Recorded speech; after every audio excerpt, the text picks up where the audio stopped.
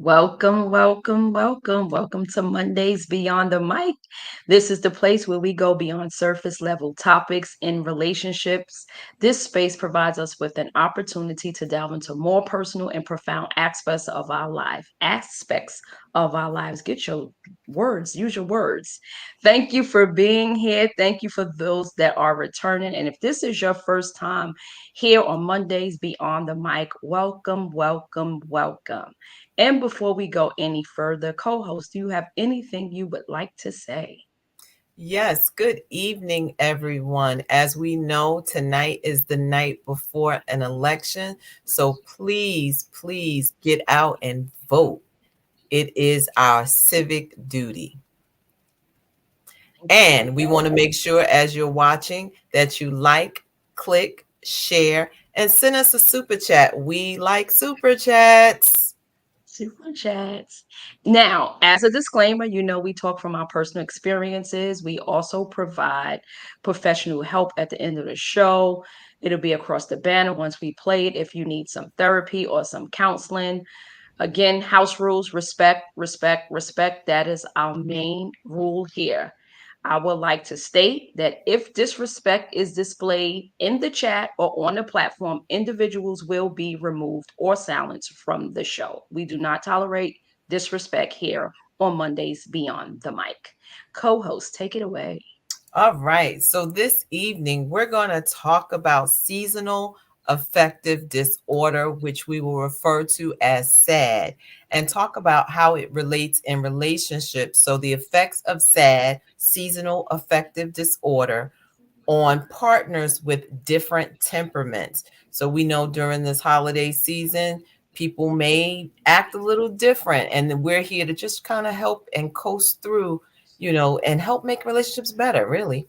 All right. So, the definition of seasonal affective disorder, SAD, is a form of depression that follows a seasonal pattern, typically occurring during the fall and winter months when there is less natural sunlight. Symptoms may include low energy, mood swings, increased sleepiness, and feelings of sadness or hopelessness, which tends to improve in spring and summer.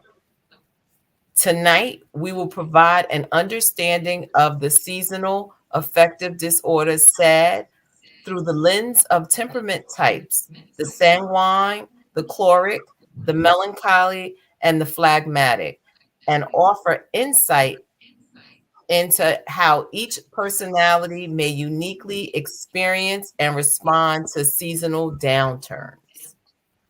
Now, this is very interesting, right? Because we know it's a form of depression.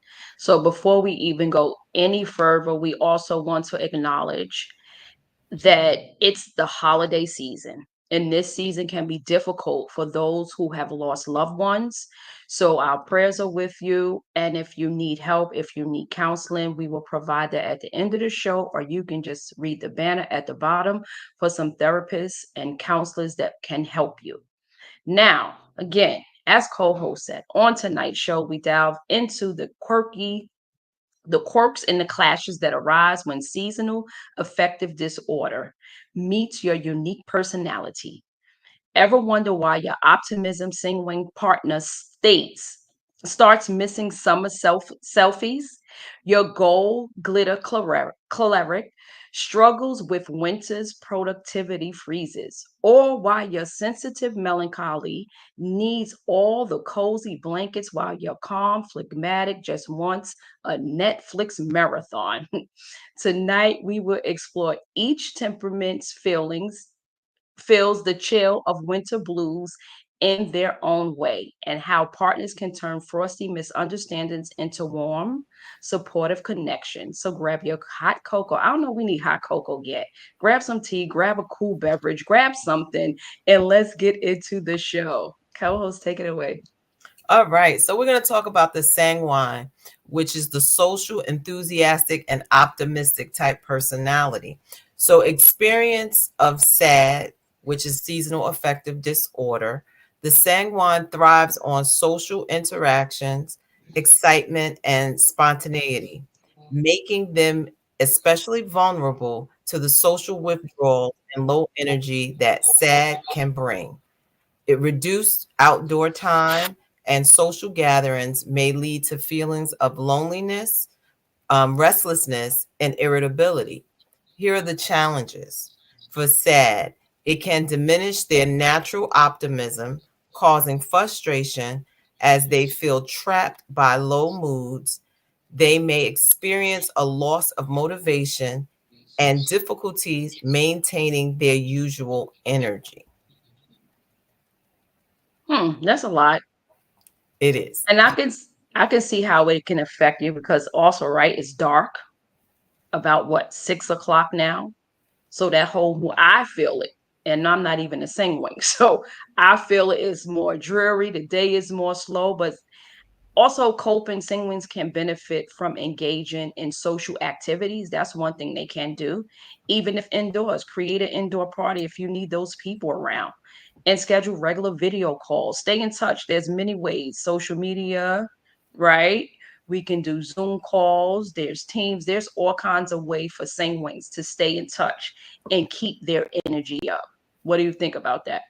I think those, hey, just even something you can go to the mall and people watch, because I think a part of it is just being around people. You just need that feel of energy, even when you're not in the quote unquote mood. But that's, they thrive off the social aspect of being around people and having that optimism. And that's good. That's good. Hold on. So we have let's see. Bravo with Sheila says correct. Although a Sanguine will find a way through people. Yeah, so they need that connection. So if your partner is a singer and you really won't know unless they take the temperament test, which we talked about a couple of shows back. So I suggest you go back and watch, or you can reach out to, guess what? Bravo with Sheila. She is a licensed counselor and she actually gives the temperament test. And I promise you, it's totally mind blowing how much you will learn about yourself just from the temperament test. So next we're going to move on to cholerics. So we know cholerics are driven, they're independent, and they're goal oriented. Now, how the seasonal this here can affect them is cholerics are highly motivated, action oriented individuals who value productivity and achievement. With SADS, the fatigue and low mood can feel like obstacles, making them feel frustrated and irritated with themselves or others if they aren't able to meet usual standards. Their challenges are the lack of energy from SADS may cause feelings of impatience, irritability, and even anger as they struggle to focus or push through symptoms. They may also become critical or push others to keep up. What do you think about that as a partner? How do you think that would affect someone? I think just going back, especially at this stage, if I had to say in life, if you're going to select a partner, these temperament tests are probably should be upfront, like a part of dating. Like, hey, what are we going to do today? Let's go get a temperament test. I think some things when we were younger, we kind of just like, oh, I think I like you, you like me, and we'll figure it out. But I think when we look at this, it kind of, if we're having those conversations, it will help us to feed off of one another to know what is it that my partner needs from me in this season, whether it is, dealing with the sad or anything. Because I think about, I'm just thinking scripture, right? The Bible says, know them that labor among you. And a lot of times we always think about preachers and things like that. But if we're in partnership, if we're laboring, because relationships are work, marriage is work. If we're laboring together, then I need to know you. I need to know Mhm. what are your ups, what are your downs, how do you feel about certain things, that the conversations need to be a little different than surface. Mhm. So I do think that with this, you have to understand your partner and figure out how to put those things around them to help them, or to understand, okay, they're being irritable, it's not me. I'm not going to take it personal. I think that's a part of Mhm. it. Let me step back and understand some of the things that we are coming to the table with has nothing to do with the person, the other person. It has to do with some internal things. If I'm dealing with the sad. If I'm dealing with, maybe it's just depression, not dealing with the seasons, but depression or anxiety in general. If the more I know about the person that I'm with, the more I can understand and assist through the process, Mhm. because you can assist a person to their healing. You can't do it for them. Right. And I think that's a good point. And it's something you touched on, I want to back up on, where you're saying in the dating stage, we should take these tests. I think from a temperament standpoint, I think in the dating stage, yes, we should share things about ourselves, right? But the temperament test comes later on when we know that we're more serious. And I'm saying that because if that person is not your person, that can be used to manipulate you. That can now turn as a weapon because you have shared so much of yourself and you shared so much about yourself. So I would say share the temperament test when you know that's your person. Because you just don't want everybody walking around talking about, hey, I know you're not push this button. I know this. I know. So, yes, in the dating stage, yes, you do share things about yourself. But to dive in and to share this much, I would say would be best to hold off until later. You don't want to share all everything about you, not knowing that that's your person. Also, you want to say something? Go ahead. I was gonna say I don't know if I agree with that. I think part of this is if I know me, right? So let's say I've taken this test already, and then whoever it is, so that I have a better understanding of how I move around certain personalities, even if this Hold is not on. my person. We got the professional. We talk about her stuff. We talk about her stuff. She said, I got to come on and help the people out. So, okay, finish. I'm sorry. So no, I was gonna say, because I think a part of it is the more that I know me, you can't manipulate me with my stuff because I know who I am. If I've already done this, or if we're doing it together, it's a matter of because the same way I'm revealing myself, that the potential partner is doing the exact same thing. I'm saying on either side, I don't think so. Okay, we have the professional. This is your area. What are your thoughts? I'm saying to hold off with the temperament test till you know that's your person. My co-host is saying up front, let's share it. Well, when I say upfront, let's define upfront. I don't mean like, hey, we're meeting at coffee, let's go take this temperament test. No. What I mean is, we decided, you know what? I like you, you like me. Let's see where this goes. Let's try to understand. We're not ready to walk down the aisle. We're not there, but we're at a place to say, I think we want to be, a couple, right? We want to be exclusive, whatever that looks like. Let's now figure out, let me figure out who you are and you figure out who I am. Okay, now that's a Okay. different definition, but go, professional. I'm sorry. Can you hear me? Can you hear Yes. me? I'm sorry. I'm crashing the party. But Come on. you stirred it up. I'm sitting on the couch like, okay. Well, okay, let me jump into what you just spoke about. I tend to agree more with Elaine than not sharing. Reason being, because I don't even have the board on, but if it's okay, you can hear me.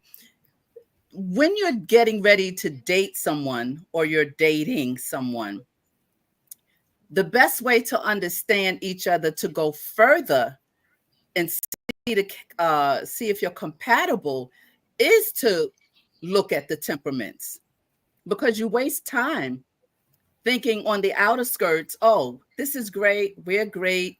But you really want to get to the meat of everything when you're dating someone. And the only way you get to know that and don't waste time is when you take the temperament profile. Now, taking a temperament profile and sharing it with the wrong person can cause a problem in terms of people using that against you, in a sense of saying, oh, well, Oh, I see why you're this. Or you said, oh, so now it's weapon. It's like, yeah, I see, that's what I'm talking about. This is why you like that. That's not the reason for taking it. So you do have to be careful who you share it with. But I do believe that many relationships would have survived. Many divorced married people would not have gotten divorced had they taken the temperament prior to. That's why when someone asks me to marry them, my rule is you have to take the profile, because as they sit in front of me,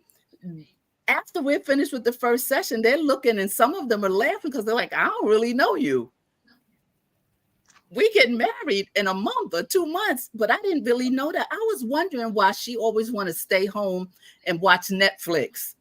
And I was wondering, every time he went out, every time I want to be with him, he's got to go out and hang out because he need people, and the melancholy don't. He needs, remember, it's needs and wants. So he needs people. The melancholy like people, love people, but don't need people. So it's needs and wants. So many times you've had a relationship and later on you figured out, dang, I wish we would have did this before. We wouldn't have got divorced. Yes, Pache. Right. Right. So good, because you answered both aspects. So I Mm-hmm. understood better when my co-host said no, not, because I'm thinking she's saying, okay, we're meeting and let's share. So I was speaking Mm-hmm. to that, like it's too soon to share that. But of Mm-hmm. course, at dating, yeah. So my question would be, so what point at the dating stage would you say, let's sit down and take these tests? I think that depends on the person you're talking to and the feeling that you get on the inside that this is good. We're getting along. Oh, we have this in common.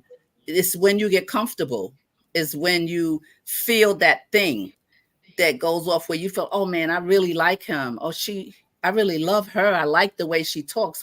Wow, we get along. We have a lot in common. I didn't know you went to that school. I didn't know you studied this. I didn't know. So now you're getting to know the surface stuff. So at that point, because even if it doesn't work out, that person walk away with jewels, knowing who they are for the next person, no harm done to you, right? They walk away with a gift.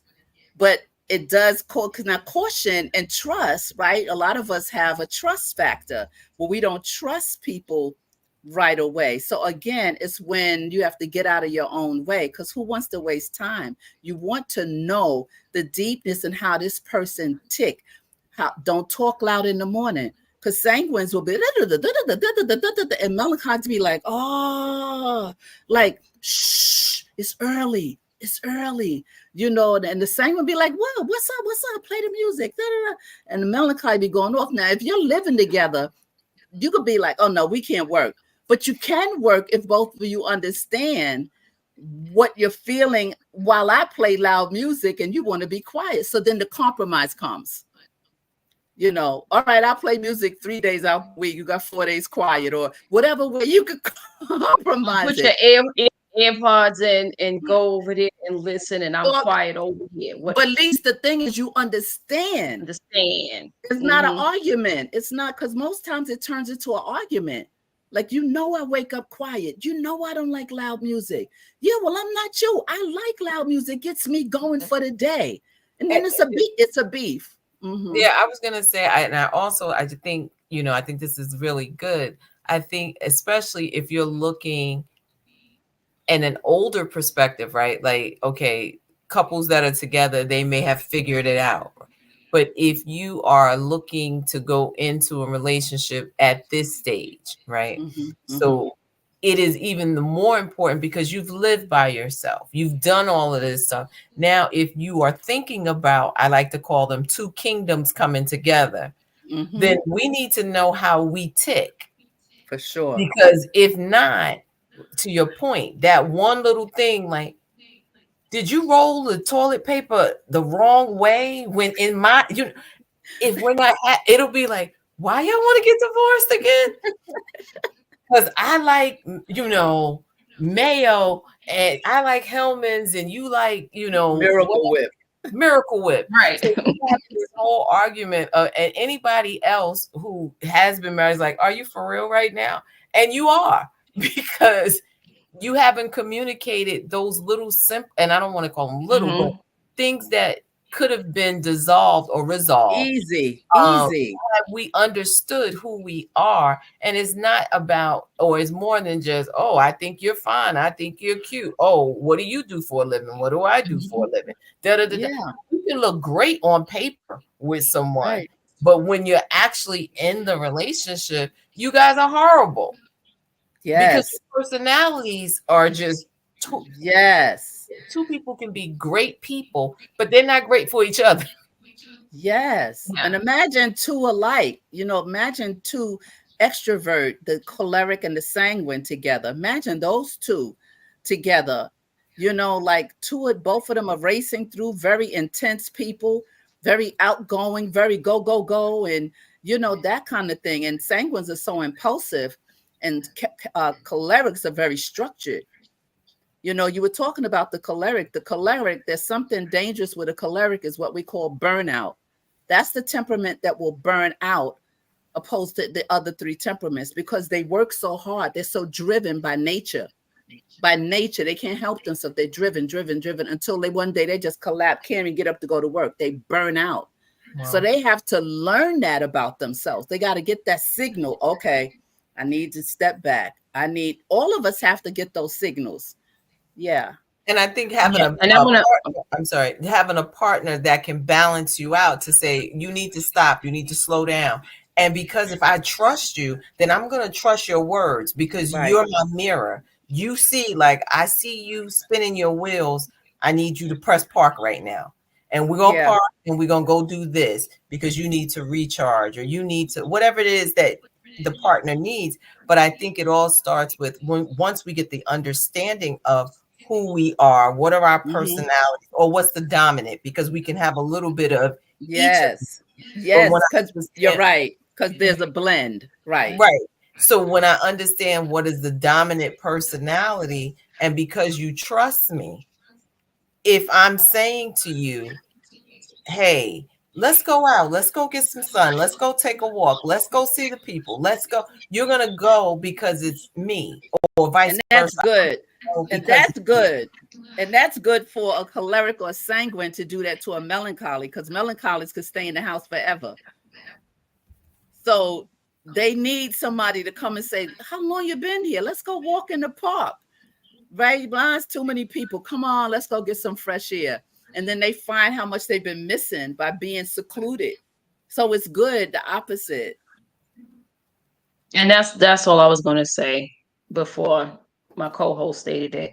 So we're gonna say hello to some faithfuls in here. They are coming in. Kathy says, good evening, everyone. Good evening, Kathy. Thank you for being with us. Von Eric says, blessings to Anae and Kathy. Oh And shucks, he's laughing, y'all. as he's laughing at what? Toilet paper the wrong way. OCD. Actually, I'm not, but the psalmist says, blessings, fam. May need to take window climbing classes at Vaughn, you are never gonna live that one down. Sorry, laugh bro. out loud. Great You're conversation. just not. So, what we're talking about as our faithfuls come in, we're talking about seasonal affective disorder, which is a form of depression that follows a seasonal pattern, typically occurring during the fall and winter months when there is less natural light. And what we're talking about is how that ties into temperaments, which we talked about before. So we talked about the sanguine, which is needs that social, needs that action.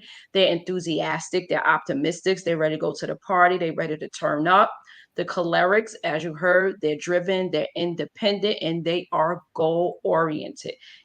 Right. So that's where we are. And now we are going to move on. Can I add something as you're talking about that? Sure. I Sure. I felt a shift even in myself as what daylight say whatever the clock went back, and now it gets dark.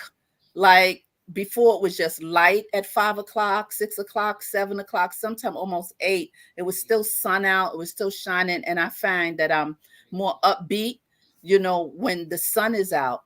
And since this whole shift has happened, not just with time, but with the season of what you wear, and how things are different. And for me, when the season changes, my body changes.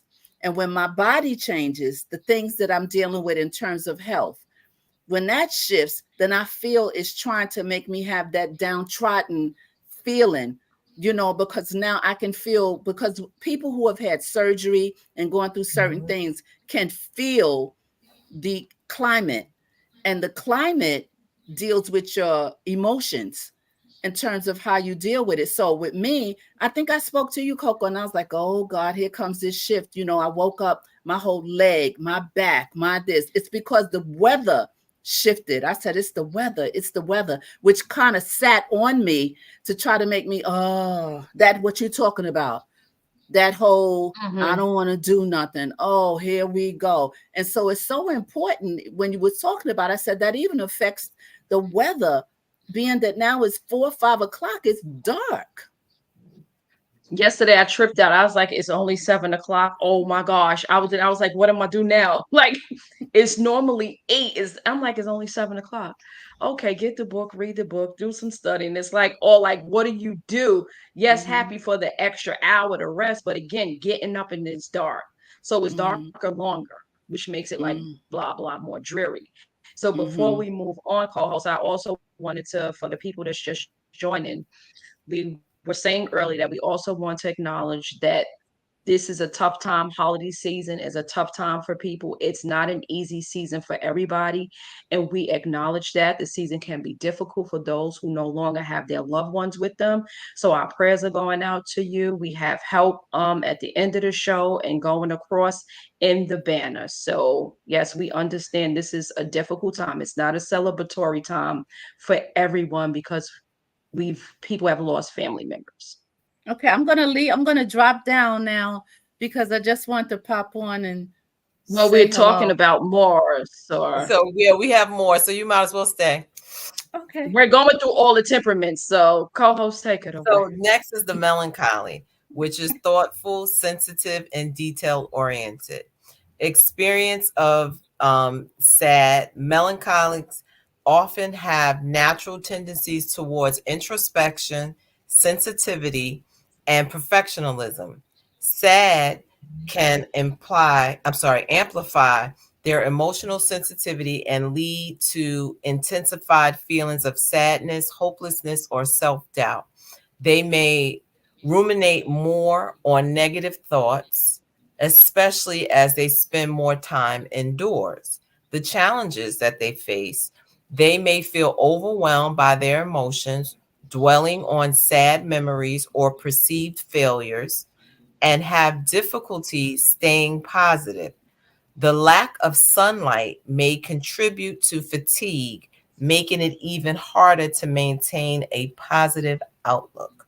What are your thoughts on that? Oh, that's powerful. And it's true. It's very, very true. Melancholies fight more with themselves than a sanguine and a choleric. Sanguine and cholerics know how to get in a happy space quick.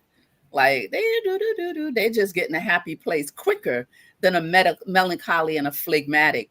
And so it is very important. That's why I'm so glad that you always, both of you, on this broadcast and on your show, you always talk about things that people can walk away with to apply, because many times people don't share because they hold secrets. The secret is them.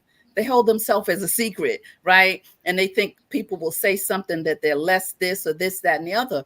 But melancholies is a temperament that definitely needs to be in touch with themselves, because by nature, they can be depressed. By nature, they can be low. By nature, they don't give themselves a break. Everything has to be perfect. By nature, they only need a few people. And by nature, if trust has ever been broken, it's very hard for them to even allow you back in. You got to earn it for them. You got to fight for it. And so the melancholy, just like every other temperament, is so beautiful. In the Bible, all of the prophets were melancholies. Jeremiah, Moses, remember Jeremiah, the weeping prophet. And remember Moses, I can't go, I can't speak, I can't this. They were really, but they were the deeper prophets where they so internal. Even melancholies that are in church, you'll find the sanguine in the pulpit, but you'll find the melancholy at the altar, helping the people cry, giving them tissues. The sanguine don't have time for that. After they preach, their temperament got fed. All the people was there listening to them. They had everybody attention. They ain't going down wiping nobody's nose. They're not giving nobody a shirt off their back. They out. Soon as the sermon is over, they walk out the door. And then the melancholy runs to the front, cries with the people. But that sanguine, forget about it. Mm-mm. Mm-mm. And so, yes, melancholies we all have to be careful. That's why the best gift besides Jesus is to know yourself, to know when you're tilting. I know when I'm off. I know when I feel myself going, and I'll be like, like before. Yeah, go ahead. No, I was going to say, I think that's so good because having an accountability partner, right? And using your emotional intelligence to know, to be self-aware, to say, I know myself enough to know right now is not the right time to say something. I know myself enough that even though I feel a certain way, I'm not going to say what I'm feeling. And I have this kind of running joke. I'd be like, I'm not apologizing, so I'm not going to say it. I'm not going to say it. I thought it, but I'm not going to say it. And I will, yes, I know what the Bible says. If I thought it, I've already said it. That's between me and God, but I didn't say it out my mouth, so I don't have to apologize to man. That's so funny. Yes. So I think that is so rich to be self-aware for one, but on the other hand, to also have someone that you can call and say, this is how I'm feeling right now. And and I know Pache often says this, I put myself on timeout. So when you can say to yourself, go sit down, just sit yourself in the corner, don't you come back until you know, because or you can sense. But going back to your earlier point, if you and your partner are having this conversation, then they can see and say, okay, this is normally not so and so. Yes. They're having a moment. So I can give you grace, or vice versa. You can give, because you understand maybe it is the season. Maybe Thanksgiving was the best holiday that I spent with my mother, or a child that is no longer around, my parents or somebody. So I'm not going, what's wrong with you? Opposed to, let me understand what's happening with you in this moment, in this time, so that I can walk with you. And that's what I keep saying that. Let me assist you. I can't do it for you, but I'm willing to walk with you while you're taking your steps. Absolutely. That is so good. And don't take it personal all the time. Many times people take it personal. I guess you want to read that comment? Lady B says that self-appointed time out saves lives and feelings. Absolutely. Look, yes, Lord, let the church say amen to thy own self be true. Shakespeare said, know who you are so you don't be out here wounding and cutting people. And it helps the other person, and it stops the drama, because it gives you the decision to say, you know what, we tried, but this is not going to work because we exhausted everything. But if I don't exhaust knowing you, if I don't get to know you, not me want you, sometimes you're not in your not yetness, right? You can get there being in your not yetness. Wait, you got to talk. You can't just drop that and then just, we got to park there. What does that mean? Not yetness means grace. It means I'm not there yet. Many times in relationships, we want people to give us, be for us the way we want them, the way we need them. Remember, needs and wants. But sometimes a person is not even where they can give you your need yet, even though they love you. So they're in their not yetness. They're on their way. They can learn it because you're going to express it. But we all have that not yetness moment because we're all evolving. But the person we're with and the people we're around have to allow that. Like, they still growing. You know, so what, they've had 8 relationships. They could have been trashy relationships. They could have been nothing to help them grow or excel. So we can't measure it by how many relationships someone had. We have to measure it on the integrity of the people that was around them. So quality over quantity. Yeah. And being in your not yetness, we're growing, we're evolving. You know, we know when it's like, okay, time out. This is not working. Let's, be friends. Let's keep moving. But listen, that not yetness thing is a level of grace. Give me grace. I want to give you what you need me to give you, but I'm not there yet. I don't know how to do it yet. It's always the yet behind it. It's not saying I'm not doing it, because that's a flat statement. I'm not doing it. I don't feel like it. I don't want to. It's not me. That's not how I am. Then we know there's no chance of that person even wanting to compromise and give you not what they need, what you need. That's good. So we in the journey. So we still on the journey. The not yetness is that journey, that in between stage, that process stage. I'm in the valley right now. I'm not there.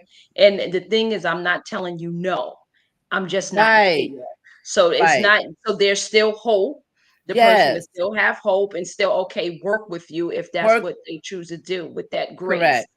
And Correct. look, this one here, For Von Eric says, "Yep, keeps you from breaking laws when in time." Absolutely, Vaughn, Eric. And I dropped the link in case some men want to come up here and talk about feelings if they know their temperaments. And I'll ask the question. I put the link out there. Is this season affecting you? right. Is it just hit like we're literally y'all in November? How Sway? Right. Mm, How mm, how do we get in November already? mm.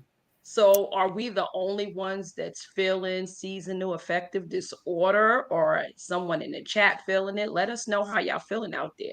So for Mm. melancholies, would you say for some coping mechanisms, they would benefit from routines that incorporate daily light exposure, a journaling process of their emotions, and seeking out cozy Yeah. comfort activities that provide a sense of calm to put them Yes. back in Back. their natural space and feeling that need.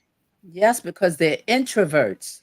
So they feed from inside. It's like every temperament, God has made every temperament. We know in Psalm 139, it talks about how I knitted you in your mother's womb. You're fearfully and wonderfully made. Right there, when you study that out, you see how deep it is, how God, what He did when He placed us in the womb. So that means your temperament was placed inside you with purpose. So when you're born, you don't bump into a temperament. And with melancholies, like every other temperament, the melancholy is a deep, deep, deep temperament, and because they're so internal, you're right. They need to know what it is to break the cycle. In other words, they have to work with themselves. They can't ignore, because all temperaments have strengths and weaknesses. So the melancholy have to almost be intentional with doing stuff, because if they don't, they won't. So they have to say, okay, I need to go out. I need to do this. I need to not do this, because when they sit, they're thinkers, so everything is up here. And so we know the enemy comes up here all the time. Melancholies be seeing stuff what somebody did to them in color. They be rolling back the tape. Live, live in living color, just across the screen, like, They get in yeah, color, they replay what you did, how you did it, why you did it, da da da. And they have a problem with forgiveness. Mhm. Sanguines don't have a problem with forgiving. You do Wow. something to a sanguine will be there, and like 20 minutes later, they be like, okay, where we going? Melancholy still be stuck. And the sanguine, you do it and it's done. They forgot about it. Now I have to ask this question because I think, well, I'm on my personality is probably more of the melancholy, um, or at least that's my first Your part or primary. strongest, right? Probably my Mhm. primary. Do you think? Because I'm thinking like the sanguine, they need people, so they gotta forgive because they need their crew back. With a that's a good melancholy, point. Melancholy just don't care. Right, Go on right? right. with yourself. I don't care. None of y'all talk to me. Everybody out. Right. So That's a Yeah, good point. it is. Because if the people are not around, you'll find a sanguine with the radio on and the TV on and them on the phone all at the same time. right, because Voices, they need the All the feeling, oozes. voices, and the voices. right. Where So I it think would, yeah, from the it drives them. melancholy, Go but ahead. for all the melancholy, it's like we thrive off silence. If everybody could just be quiet, just shh, your Hush indoor over voice, Jerusalem. right? And we could all be in the same house. Just go to your side. I go to mine. I'll call you when I need you. That, That- And yeah. yeah, and and I shared it before. My primary is a melancholy. Mm-hmm. And it's funny even talking because y'all know I shared with the world I just started a new job. And what have I been saying to y'all since last week? I got a Yes. process going outside. I got a process being around people. People. I've been working for home from I've been 4 years by myself in my glory. Now I got to go out in the morning with people talking. It's like, I need everybody to be quiet. So it's so true to what it says about a melancholy. I can stay inside, and to the point that you was making, like I have to. Once it's up here, Intentional. I'm very intentional. You have to. You have Very to intentional. Because dispute if I it don't, yeah, because you're analytical. very. Melancholies are very analytical. They're gonna figure it out. Even what you don't have to figure out, you're trying to figure out. Like Melancholies are nobody so even asked you, and we're like, wait, I got the answer. No. And y'all wonder why I talk to myself and she say, huh? And self said, what? Yeah, I gotta have all of that going on. That's what Yes. balances But me, that can be believe it or very not. dangerous, though. It can be very dangerous Hmm. because of how Without Jesus. introverted, without, right. And I always tell melancholies and people in general, when you get thoughts, he always says to renew your mind. And I always Cast talk down. about when we start cast down every imagination, right? Because we know up here, this is with imagination. Everybody says, oh, God didn't have imagination. Yes, he did. Read Habakkuk. He had an imagination. He said, write the vision, make it plain. He understood imagination. He understood the beauty of creativity. And so when melancholies on purpose and intentionally have to take themselves off of the ledge, right? First of all, they're so introverted, half the people around them don't even know what they're going through because they don't share, because they don't trust, right? They have this whole thing. If you've broken trust, it takes them forever to just trust again, and so like the sanguine don't go through that. When I had real brief, I had a couple. The husband was a sanguine and the wife was a melancholy, and they wanted to get a divorce, and I'm like, why? No, because no, because let me tell you about them. Let me tell you about him. Every time we go somewhere, he's the social butterfly, and he leaves me at the table around people I don't know. So he took her to this Christmas party that she vowed never to go again, because he left her the last time. And melancholies get very uneasy sometimes when they're around people they don't know. Melancholies, when they walk in the restaurant, they look for the nearest corner. They're like, okay, I'm gonna sit over there. Don't put them in the middle of the dance floor. Don't put them in the middle of the restaurant. If they coming in, they're going to key out the corner because they want to just be able to control who's around them. And so this couple was back and forth, back and forth. I said, look, wait, can y'all just please take this temperament? And they took it. They laughed so hard. That's why she's like that. Oh my God, that's why he's. I said, yeah, but y'all want a divorce. She said, no, because we be cleaning, having a great Saturday.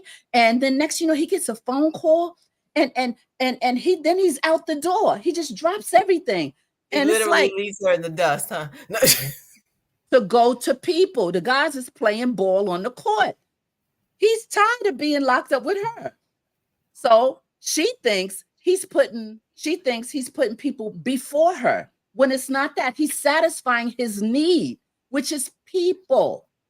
So then I talked to them. I said, okay, so here's the compromise. Here, all you have to do is every other week, however you map it out, 2 weekends you go out with him, 2 weekends you stay home with her. Flip flop it. Her need is met, his need is met. They was like, oh, we could do that. Problem solved.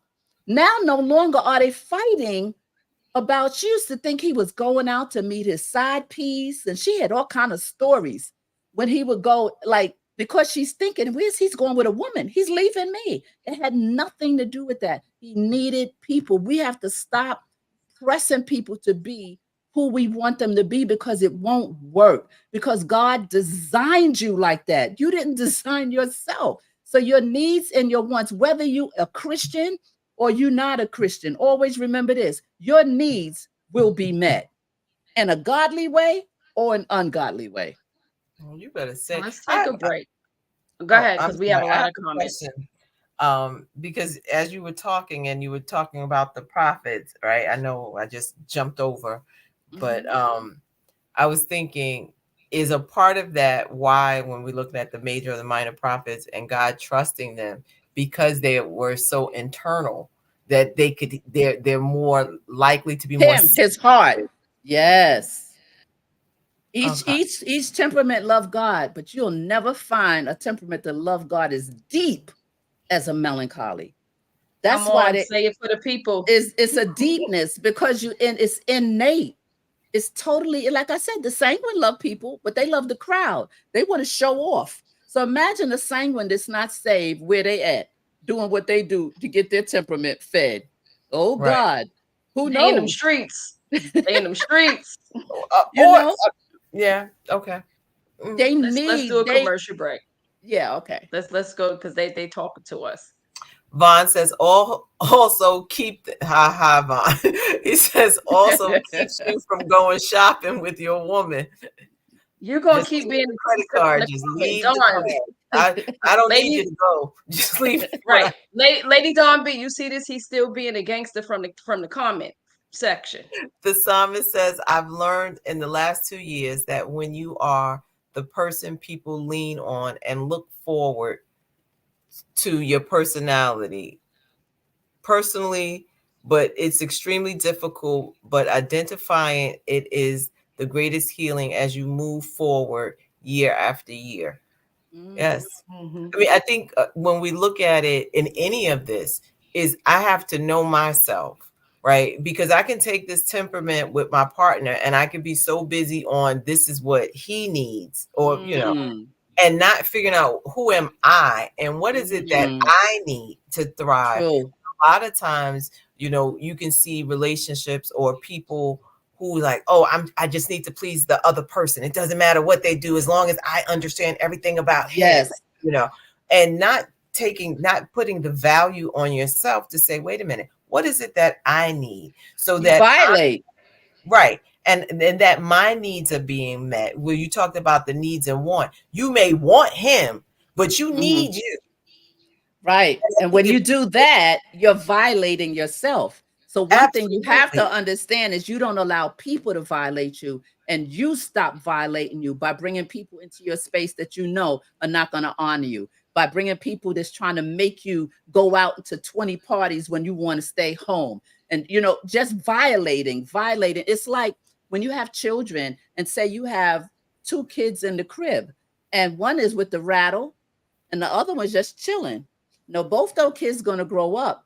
One of those kids gonna need a whole bunch of people. So the mother's like, go on out in the park. Go ahead, get out there in the park because he's crying. He wants to go out. The other one has no desire nor a need to go in the park. But then what happens? The parent says, I don't know what's wrong with that other one. That other one goes out all the time. This one over here stays stuck in the room with G.I. Joes. Well, he doesn't need the people. He doesn't need people. And then they wind up saying, go on out there with your brother. You just violated him. But it's Go- so true because I'm sorry. I was thinking about as a kid, my sister is very outgoing. Always loved to be outside. She would probably go outside all day. I mean, especially when we were younger. And I was just the opposite, where my parents would say, like, Elaine, you don't want to go outside. And I'm like, no. And they're like, well, we don't think it's healthy. I'm like, no, I'm good. And it was just right. my personality where I was like, I really don't Correct. need these people to Correct. validate I'm good. Where my Correct. sister, on the other hand, she would go all to this day. My sister will still go to a party if you let her every day, if she could go 5 days a week, 7 days a week, she would be there. I pick and Yep. choose. I'm like, not my That's crowd. a melancholy. That's the Okay, melancholy. See, maybe. that's so important. That's so important. Very important. Because as I gave that example, it took you right back to when you were small. Now, of course, if a child stays in the room where it's excessive, you got to check it out. Like, okay, but to push, that's what it goes back to adults. We can't allow people to violate. I let people do that for me for years with me singing, come here and do this, come here and do that. I could be sick. Come in that. And then I was like, wait, not wanting to, but knowing that someone's dependent on me. But I was violating. I was allowing them to violate me. But better than that, I was violating myself. That's why now I said to myself, I'm sorry if I've done anything I did to you, self. I'm so sorry. So it's so important. Oh God, I love you. I love you both for talking about this because you can never stop learning about yourself. You can't never you it gives you so many answers or what happened in that last relationship. You can be, that's why. So you Let's have But to let's pay go back attention. to commercial break. Okay. Oh, she laughing at me when she know when I say self and self say, "Huh." Hey, Relief Lee. says, I am a melancholy. That's me. I am she. All right, own it. Own it, Lee. Amen. On it, That's right. right. The psalmist says, when you are the encounter and the experience, it's very difficult not to work the room. Laugh out loud. All right. Oh, you real funny. Oh, you real 'Cause funny. That's what Don called him, the encounter and the Yes. experience. Oh, okay. Yes. Okay. Lee says, on second thought, I could be a combination. And I think that is important to know. It doesn't mean there is the blend as Yes. Pastor There Sheila is spoke a there about. is a blend. The only way you know the blend is when you do the profile. But Right. you Lee, reach probably out to mama. Lee, reach out to mama and get your blend. It will bless your entire life and your entire souls. It will give you so many answers. yeah, yeah. Kathy And said, that's me, melancholy. But if I find someone I can trust, I am an open book. That's me as well, Kathy. yeah, And that's the thing about what Pastor Sheila said earlier. If I trust you, I trust you. If I right. don't, I don't. And And there's here, nothing you can do. There's nothing yeah. you can say. There's nothing. It's so funny. I had someone who said to me one time, because I'm pretty quiet. And the person said, I didn't know you could talk so much, because that means I like you, because I've opened up and I started to talk. Other than that, I'm like, sure. Yeah. Really? Okay. So And I think that that's good. knowing That's self. good. That's some good points. Lady Dawn said, right, let me be who I am, sorry, and let me be that without judgment or trying to change me. Instead, embrace Mhm. and learn to understand me. And I think that goes back to my earlier point what Lady Dawn B said. I'm at this stage. If you're saying, let's say someone's in their 40s, they're in their 50s, and they're saying, I want to get into a relationship, I want to get married, whatever that is that you're looking for, you Mhm. need to know this. You need to have different tools, because time is a little different Yes. was when you was 19 talking about, oh, he's so cute, she's so fine, and whatever that was. It's like, no, no, no. If we're gonna do life together, what we not, oh, let me explain. Let me start. I ain't gonna say what everybody do. What I'm not gonna do is waste time, one. Mhm. Two, I'm not going to be with someone who's not my friend, because Oh you have yeah. to be able to have, and when I say friend, because a friend will cover you, a true friend is going to cover you. They're Cover going to you. say, okay, I know you act a little crazy right now. However, Mhm. you know Mhm. let me, and I go back to that word, let me assist you through this time, because if I'm dealing with the sad, if I'm dealing with this seasonal disorder, if I'm dealing with whatever it is, maybe I'm dealing with anxiety, maybe I'm Correct. just having a bad day, you will say, okay, I don't know what's going on right now, but what do you need from me in this moment? Yes. And it may be all I need is a hug, or maybe I feel like I haven't had a good cry in a long time. I mean, I don't know what it could be, but Right. That that makes per- sense. if that person is there as your, and I think you said buffer, you use the word, if you're there as my buffer, if you're there as my friend, you're going to cover me, right? Yes. While I'm going Absolutely. through, and you're going Right. to assist me While until, you're in your not yetness. right. And I think Yes. that, to me, is very key and important when we're talking about the dynamics of what I want versus what I need. Mm, But if I for haven't checked in sure. with me as the individual, then you can't give me what I don't know. I don't even know what I need. So I think when Yeah. we're looking at this from, if the temperament test, I got to know me. And maybe I need to take the test. And I'm just saying, in general, the individual, before I sit down with someone as a couple, Oh right? yeah. But at first, I got to be in touch with, who am I? Oh yeah. Because I'll never Absolutely. be enough for you if I'm not enough for me. And Absolutely. that's That's that's a important. good point. And the one Mm, thing I want to add with any temperament, that's really good, Elaine. Any temperament, this is one thing that we can't across the board guess from the outer behavior what someone is. You probably can, some of people now, because we're talking about some of the traits. But here's the difference. So let's use, being that we're talking about melancholies, let's take the melancholy that was raised in the hood, and let's take the melancholy that was raised in the suburbs. Now, both melancholies have the same needs and the same wants. The only difference is their location. But their location provides a culture difference. Their location provides uh, different aspects in their home. For instance, in our home, our door was open, open, open. It was just, my mother was just like that. So that means melancholies are usually tight like this. And if they don't have something to open them up, they'll stay rigid, because melancholies can be rigid and structured. So when you grow up in an environment where there's a lot of people coming in and out of your home, what it does is stretches you to be more susceptible to more people. The person in the suburbs could be a melancholy and say all they did was sit down every night, 6 o'clock, have dinner, look at TV, go to bed. No interaction with other people.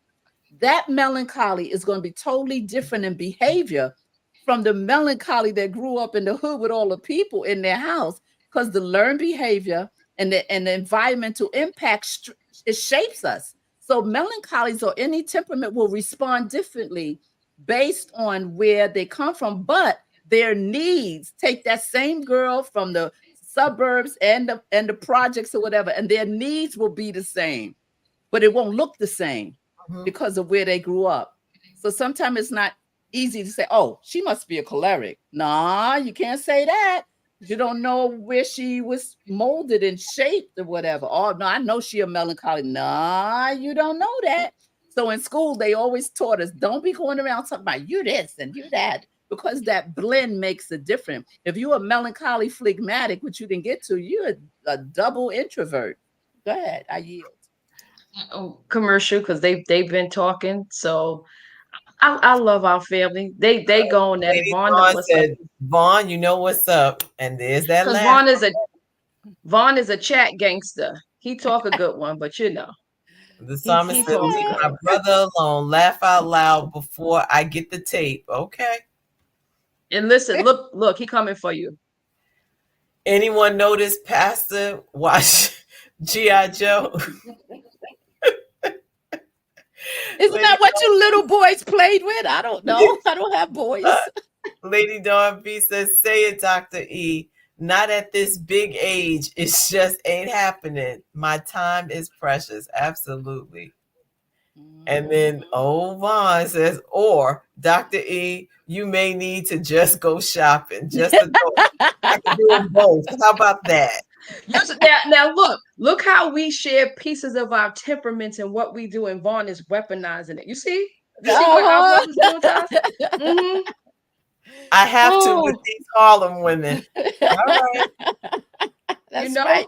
Harlem But in the we don't house. climb in windows though. We not right, right. We We not don't do climbing windows.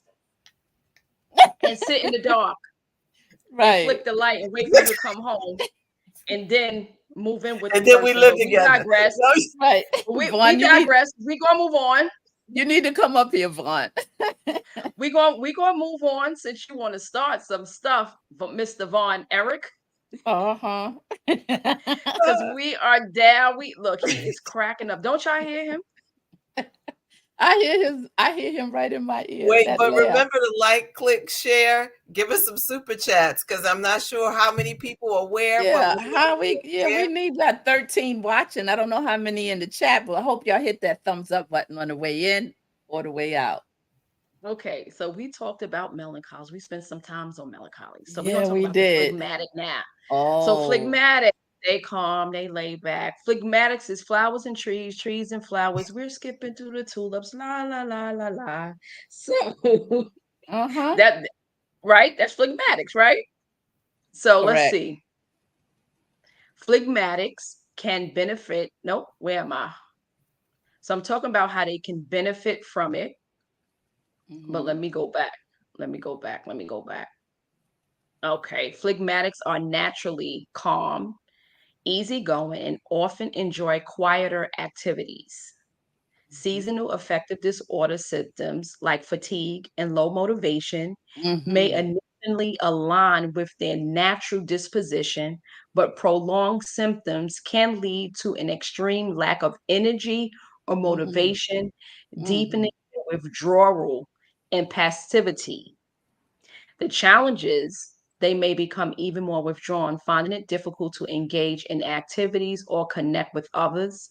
This can lead to a cycle of isolation and emotional stagnation. With Correct. seasonal affective disorder, symptoms feel feelings like a heaviness that they struggle to break out of. What do you think about that? So phlegmatic. So phlegmatic. But phlegmatic are peacemakers. They're the person that come in the middle of all the people. And they be like, wait, wait, guys, wait, calm down. Phlegmatics are such peacemakers. They are wonderful people. They don't like being in the front. They don't need the rah rah. They don't need the claps. They don't need the validation. Leave them in the back. Let them do their work. Let them run the company. Don't put them on the front. Phlegmatics are wonderful, but one of because we know there are strengths and weaknesses in every sign. And you just read some of their weaknesses is that they, when you think about phlegmatic, this is kind of gross, but it came from phlegm in your throat. Phlegm, phlegm, just like sanguines come from the blood, the red. And so phlegmatics will always be laid back. But one of the things that's hard for a phlegmatic is to be motivated. Many times a phlegmatic might be off of a job, say they got laid off or something. And so they've been on the couch for like 5 months, and the whole family is chattering about them, saying, look how lazy he is. He ain't nothing but a bum. He's just lazy. When really he's not. Phlegmatics need something outside of them to get them to move. If they got a call about a job, they would jump up and go right away. But from looking at them, they look lazy. They stuck because they need motivation. Not only that, when the sun start going down or whatever, they lose energy. They start being getting tired. Just think of phlegm. It's just as it is. They get very tired. The day is over. I gave you all I had. I'm out. So they're Phlegmatic look. really struggling until this time. Yes, especially if they have no motivation. That's key for a phlegmatic. They need always have something outside of them for them to go to. For instance, I always use, I don't know, many people may not know Joyce Myers and her husband Dave. Well, Joyce Myers is a bona fide choleric. She is a rascal. She will tell you about herself in a heartbeat. Joyce Myers, oh my God, she was so just, oh my God. Her story is so crazy. But Dave, her husband, is a phlegmatic, and she needed him because she would throw tantrums. When you hear her talk, I love her because she's so transparent. How she wouldn't want to do this, and she always was fussing. She was controlling. She drove her kids crazy, and da da da. And this is that, and oh, those cholerics, because they're so perfectionists, they're control freaks. They have a level of control. That's one of their weakness to learn to understand. Other temperaments don't have that. And study, they say that cholerics, the only way for a choleric to get straightened out is only by the intervention of God. So that would be Paul. That would be the equivalent of Paul on his No, way to but the road. yeah, but Paul was a sanguine because Paul was the gangster. He was the OG. Paul, they have you. You remember how what God told him? He said, shut up, get thee behind me. He was running his mouth. Well, Lord, you should do this on the mountain. You should do. Paul was like da da da da da da da.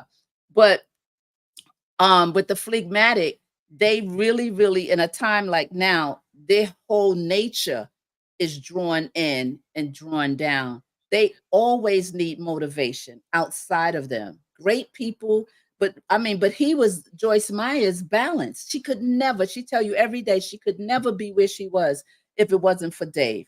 She throw tantrums. Dave look at her say, you finished? You done? Pay to no She's mind. no mind. What you gonna do? So, I mean, he really worked out best. So phlegmatics are really peacemakers. They're wonderful, but they do have the issue the same as a melancholy. That's why if you are phlegmatic melancholy, Jesus, sometimes when people are like, they take the profile and I be doing the checking the numbers, I'll be like, oh boy. I'll be like, oh, what a blend, what a blend. You know, they might have 15 in melancholy, 14 in phlegmatic, 13 in sanguine, 12 in choleric. So now I love it because the choleric and the sanguine kind of saves the melancholy and the phlegmatic. They open up the temperament. You know, that they need that sanguine. Melancholies need that. But when you have high numbers like that, it confuses. And the first thing I ask the person is, are you confused about yourself? They said, yes. 1 minute I'm up, 1 minute I'm down, 1 minute I'm sad, 1 minute I'm happy. I said, this is why. And then it sets them free because they said, that's why. I said, it's nothing wrong with you. It's how you're wired. You just have to know how you're wired and stop letting people tell you how you are because what they think you are, what they see. You have to stop letting people identify who God called you to be, because temperaments You're a can have mute. you on mute. Yeah. No, I said I love that. Absolutely. Yeah, Yeah. and it's good because look, we gonna help Lee out. Lee, you stay to the end of the show. We got the card that's gonna come up with Pastor Sheila's information where you can reach out and take your temperament test and get your whole entire life together. No, correction. Peter was the OG, not Paul. Peter, Right. Paul was Peter. on the road to Yeah. Damascus and got blind. Peter was Yeah. ready to get busy. Oh yeah. He cutting ears off and Mm-hmm. yeah, Peter was the Mhm. Peter. Everybody need a Peter somewhere in the Yeah, group. yeah. Not with Uzis or anything, but you need a Peter. You need a Peter. Okay, not the Uzis. No. Okay. Lady Dawn B said, I love how y'all are tying the Bible and these personality types together. Gives the Bible a whole different spin. Laugh out Oh loud. yeah. It's so Well, true And when listen, you now read it. Go we ahead. have to think God created us, so he definitely has a sense of humor. Let's put it that way, if nothing else. Yeah. yeah. So what else would you like to say on the show? We have talked about all the temperaments. We went through them, and again tonight we were talking about seasonal affective disorder, which is a form of depression that follows a seasonal pattern, typically occurring during the fall and winter months when there is less natural light. And that is so true because we all up here on the platform said we felt it immediately. As soon as it started getting dark about 6 o'clock and the weather is changing, to your point, like you said, what you're going to wear, how you feel. And depending on your temperament, it can have a different effect on you. Hmm. Yes. Well, I will end with this and then I'm gonna drop down and let you end your show, but you're right. I think this is so healthy to understand, first of all, what your temperament is, because it'll help you navigate through you.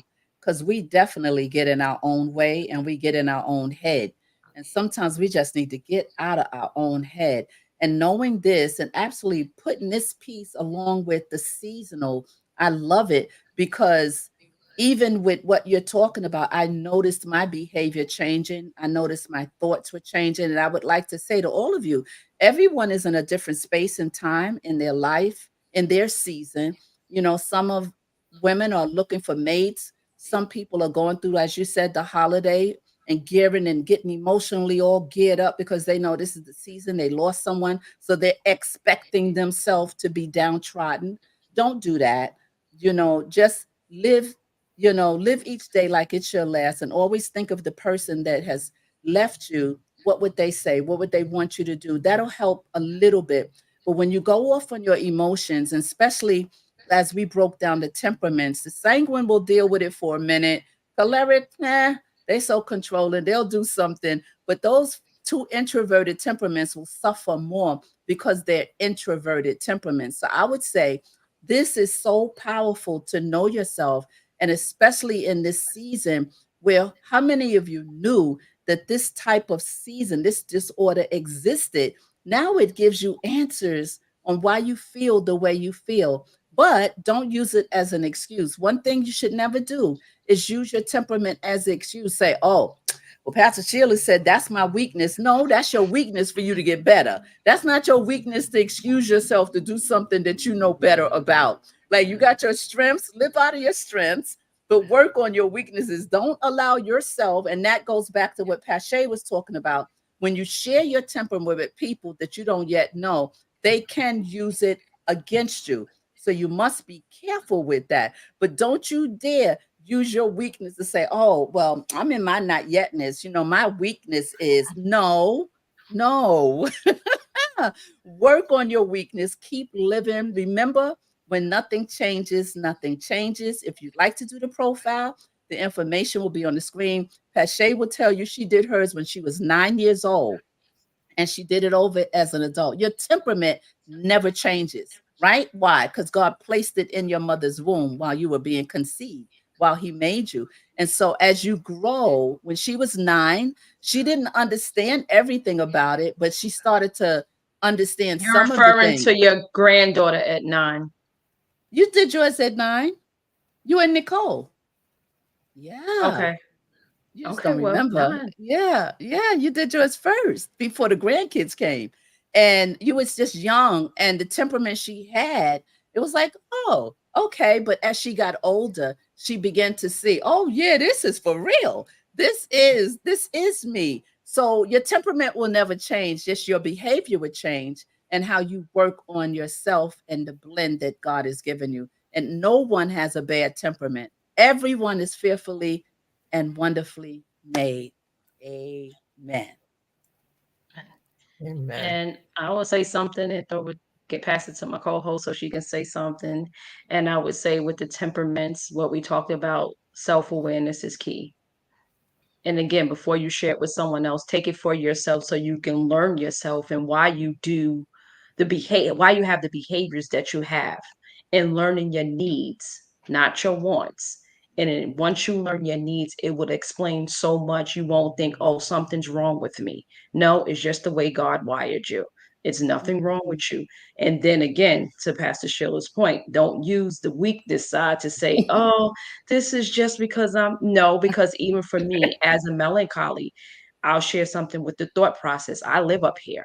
And sometimes I literally have to say, shut up. So however you have to talk to yourself, that Yes. no, I would be like, shut up, not right now. We're not doing this. Go.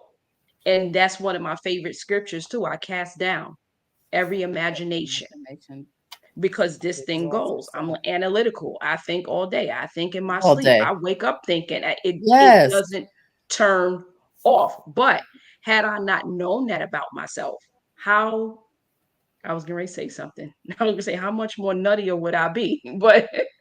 But now that I know, I can talk myself off the ledge.